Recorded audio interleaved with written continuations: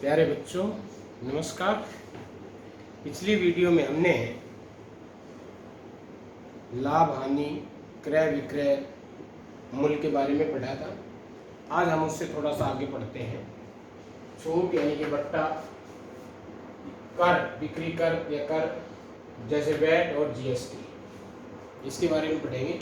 इसके बारे में हमने थोड़ा सा बता दिया था पहले चैप्टर शुरू करते समय कि छूट क्या होती है या बट्टा क्या होता है। जैसे छूट कह ले या बट्टा कह दे कि अंकित मूल्य के ऊपर जो छूट देते हैं दुकानदार ग्राहकों को, जैसे ये कहें कि 10% छूट है, 15% छूट है, 20% छूट है, 50% छूट है, तो उसका मतलब क्या है कि वो उसके अंकित मूल्य जो होता है उस पर छूट मिलती है, उससे जो विक्रय मूल्य है वो कम हो जाता है। जैसे कि मान लो एक वस्तु 100 रुपये की है, उस पर 10% छूट है, तो ग्राहक को उसके 90 रुपये देने पड़ेंगे।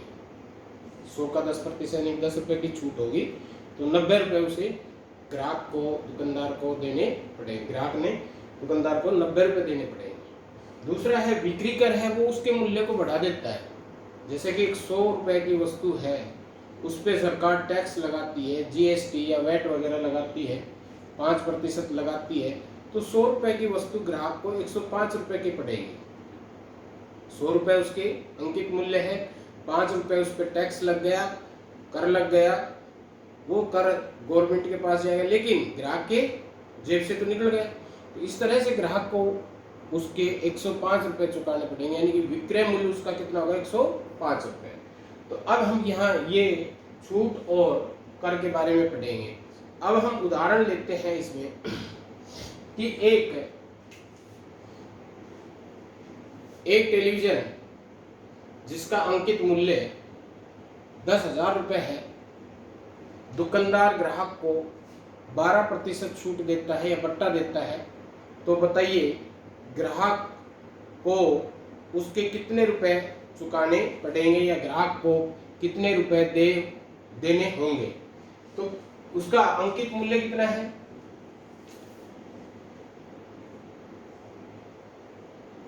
अंकित मूल्य को हम एमआरपी शॉर्ट में कह देते हैं एमआरपी। एमआरपी का मतलब होता है मैक्सिमम रिटेल प्राइस, यानी कि कोई भी दुकानदार एमआरपी से ज़्यादा में नहीं बेचता। तो एमआरपी यानी कि उसका अंकित मूल्य मान लो कितना है, 10,000 रुपये। उस पर बट्टा है, बट्टे की दर है 12%। कितने हैं, 12%। तो हम इसको यहाँ दो तरीके से निकाल सकते हैं। पहले 10,000 पे 12% बट्टा निकाल ले, और फिर जो छूट मिली, बट्टा मिला, उसको 10,000 में से घटा दें। यानी कि पहले हम बट्टा निकाल लें। बट्टा बराबर कितना होगा, 10,000 गुणा में 12/100, 2 जीरो से 2 जीरो कटेगी, 1200 रुपये। यानी कि उसे ग्राहक, दुकानदार ग्राहक को 1200 रुपये की छूट देगा। तो ग्राहक को उस टेलीविजन के, टीवी के जो है कितने रुपए चुकाने होंगे, तो विक्रय मूल्य कितना होगा, विक्रय मूल्य यानी कि दुकानदार ग्राहक को उससे कितने रुपए में बेचेगा, वो विक्रय मूल्य हो गया उसका 10,000 माइनस में 1200, 8,800 रुपए, 8,800 रुपए। या दूसरे हम इसको सीधा भी निकाल सकते हैं सूत्र के द्वारा। यहां से मैंने बताया था बट्टे का मतलब है हानि। बट्टे का मतलब क्या है, यानी कि अंकित मूल्य की तो हानि हो रही है, उसका अंकित मूल्य यानी कि क्रय मूल्य, अंकित मूल्य को हम क्रय मूल्य माने 10,000 है, और बेच कितने में रहा, विक्रय मूल्य कितना 2200। तो 10,000 पे ना 8800, तो 10,000 से 8800 रुपये कम है, यानी कि अंकित मूल्य ज्यादा है और विक्रय मूल्य कम है, तो हानि हो रही है। तो हानि वाला सूत्र लगेगा और क्रय मूल्य की जगह क्या हो जाएगा, अंकित मूल्य। और हमने क्या निकालना है, विक्रय मूल्य। तो अंकित मूल्य 10,000, अंकित मूल्य 10,000 गुणा में 100 माइनस हानि यानी कि 12, बटे में 100। तो इस तरह से 2 जीरो से 2 जीरो कटेगी, तो ये आएगा 100 गुणा में 100 में से 12 गया कितना, 88, और 88 को 100 से गुणा करेंगे तो कितना होगा, 8800।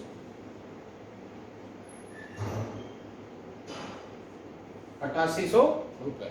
तो ग्राहक को उसके 8800 रुपए चुकाने होंगे, दुकानदार का विक्रय मूल्य 8800 रुपए होगा। ठीक है, देखो क्रय मूल्य और विक्रय मूल्य किस चीज पे डिपेंड करता है। अगर एक दुकानदार उस वस्तु को बेच रहा है तो उस वस्तु के जो बेच रहा है तो दुकानदार के लिए वो विक्रय मूल्य है, ग्राहक के लिए वो क्रय मूल्य है। ग्राहक के लिए क्या है, क्रय मूल्य, दुकानदार के लिए क्या है, विक्रय मूल्य। एक ही मूल्य है, बेचने वाले के लिए विक्रय मूल्य कहलाएगा, खरीदने वाले के लिए क्या कहलाएगा, क्रय मूल्य। तो यहाँ बट्टे के बाद उसे 8800 रुपए का पड़ेगा। तो यहाँ एक अंकित मूल्य है, इस अंकित मूल्य को हम क्रय मूल्य समझ के माध्यम, क्रय मूल्य समझे, क्या समझे, क्रय मूल्य। और विक्रय मूल्य तो विक्रय मूल्य ही। और बट्टे को हम हानि समझे और कर को हम लाभ समझे, कर को हम क्या समझे, लाभ। तो वही सूत्र जो क्रय मूल्य और विक्रय मूल्य निकालने का है वही सूत्र बन जाएगा, वही सूत्र बन जाएगा। तो यहाँ पे अगर हम इस सवाल को इस तरह से लें कि एक वस्तु का विक्रय मूल्य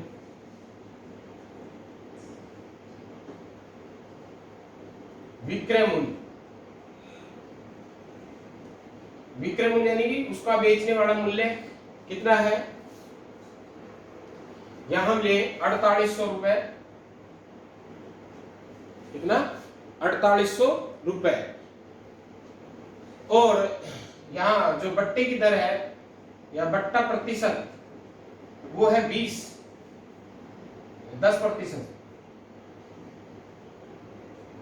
10% या 20%, कुछ भी ले ले, ने उदाहरण लिया है, एग्जाम्पल 10% ले लिया। इसका अंकित मूल्य ज्ञात कीजिए,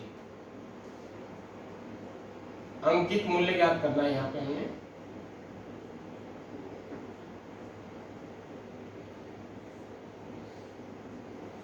अभी देखो मैंने बताया अंकित मूल्य को अगर हम क्रय मूल्य मान ले, बट्टे को हम हानि मान ले और विक्रय मूल्य तो विक्रय मूल्य है ही, तो हमने अंकित मूल्य यानी कि क्रय मूल्य निकालना है। विक्रय मूल्य और हानि दे रखी है और वही सूत्र अगर हम लगा कर यहाँ निकाल लें तो आसानी से निकल जाएगा, वही सूत्र है उसी के अनुसार निकल जाएगा। या हम फिर दूसरा तरीका ये अपनाएं कि हम अंकित मूल्य मान ले 100 रुपए, बट्टा कितना है 10%, 100 पे 10% बट्टा यानी कि 10 रुपए, तो विक्रय मूल्य कितना होगा 90 रुपए। जब विक्रय मूल्य 90 रुपए है तो क्रय मूल्य कितना है 100 रुपए। जब एक है तो 100 बटे 90 और 4800 है तो गुणा में 4800 रुपए। इस तरह से एक एक नियम भी लगा सकते हैं। लेकिन अगर सूत्र याद है तो हम सीधा इसको, मैंने बताया अंकित मूल्य को हम क्रय मूल्य समझे, क्रय मूल्य माने और बट्टे को हम हानि माने।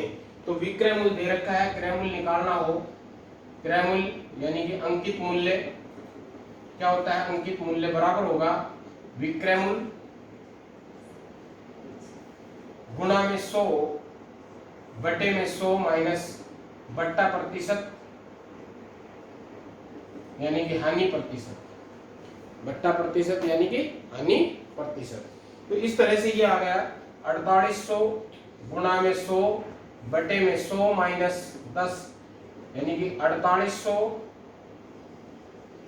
गुणा में 100 बटे में 90, बटे में 90। और इस तरह से इसको हल कर ले तो ये क्या आ जाएगा, इसका अंकित मूल्य आ जाएगा। ये क्या आ जाएगा, इसका अंकित मूल्य। 0 से 0 कट गया। अगर हम यहाँ 20% लेते तो आसानी से कट जाता, 20% ले लेते हैं तो ये 80 हो जाएगा। 8 6 48 यानी कि 6000, कितना होगा 6000 रुपये। तो उसका अंकित मूल्य 6000 रुपये बना। तो इस तरह से हम निकाल सकते हैं। अंकित मूल्य दे रखा हो, विक्रय मूल्य निकालना हो तो इस तरह से, और विक्रय मूल्य दे रखा अंकित मूल्य निकालना हो तो ये सूत्र लगेगा।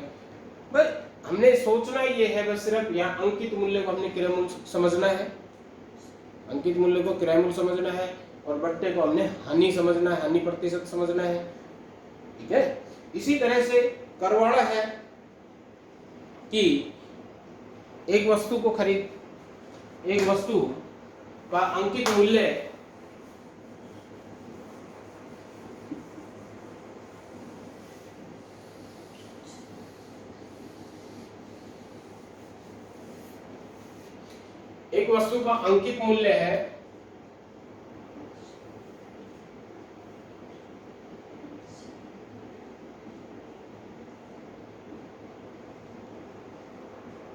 मान लो 5,000 रुपए और इस पे जीएसटी लगता है 12%। कितना प्रतिशत लगता है? 12% इस पे जीएसटी लगता है। तो इसे जीएसटी या उस पे हम जीएसटी भी बता सकते हैं, कहीं वेट भी लिखा मिल जाए। पुरानी किताबों में वेट है क्योंकि अब तो जीएसटी शुरू हो गया, वेट खत्म हो गया, बिक्री कर भी हो सकता है। ठीक है ना, तो पहले इसके नाम वेट, बिक्री कर, इस तरह के। लेकिन अब जीएसटी आ गया तो नई जो किताबें हैं आएगी आगे उसमें जीएसटी आएगा, या एग्जाम में जो क्वेश्चन दे उसमें जीएसटी लिख दे, जीएसटी लिख दे। तो इससे हमने कंफ्यूज नहीं होना है। ये सारे क्या है? बिक्री कर है जो वस्तु के मूल्य को बढ़ा देते हैं। तो ये जीएसटी 12% है। तो विक्रय मूल्य कितना हुआ? अब यहां देखो, सोचने वाली बात है कि 5,000 है, इसके ऊपर टैक्स लग रहा है, तो इसका विक्रय मूल्य ज्यादा होगा। विक्रय मूल्य इस अंकित मूल्य से ज्यादा होगा। जब अंकित मूल्य को मैंने बताया क्रय मूल्य समझे, तो ये क्रय मूल्य कम होगा, विक्रय मूल्य ज्यादा होगा, तो क्या होगा? लाभ होगा। क्या होगा? लाभ। तो इस जीएसटी या वैट या बिक्री कर जो भी है उसे हम लाभ मान करके सूत्र लगाएंगे, इसे लाभ मान करके सूत्र लगाएंगे। तो अब विक्रय मूल्य निकालने का सूत्र क्या होता है? क्रय मूल्य। क्रय मूल्य की जगह हम क्या माने? अंकित मूल्य। तो 5,000 हो गए गुणा में 100 प्लस इसको लाभ समझे 12/100। तो 5,000 गुणा में 112/100। 2 जीरो से 2 जीरो कट गई, 5 दूनी 10, 5 एकम 5 और 6, 5 एकम 5 वही 0, 5,600 रुपए। तो ग्राहक को उसके कितने रुपए चुकाने होंगे? 5,600 रुपए। कितने चुकाने होंगे? 5,600 रुपए। तो इस तरह से हम विक्रय मूल्य निकाल सकते हैं जब अंकित मूल्य और जीएसटी वगैरह दे रखा हो, जीएसटी, वैट या बिक्री कर जो भी नाम उसमें पेपर में आए, हम तुरंत समझ जाए कि ये क्या है? कर है, टैक्स है। ठीक है। अब अगर इसमें उल्टा है, ये विक्रय मूल्य दे रखा है, जीएसटी दे रखा है, अंकित मूल्य निकालना। क्या निकालना हो? अंकित मूल्य। ठीक है। अब मान लो उसका विक्रय मूल्य है, एक वस्तु का विक्रय मूल्य दे रखा है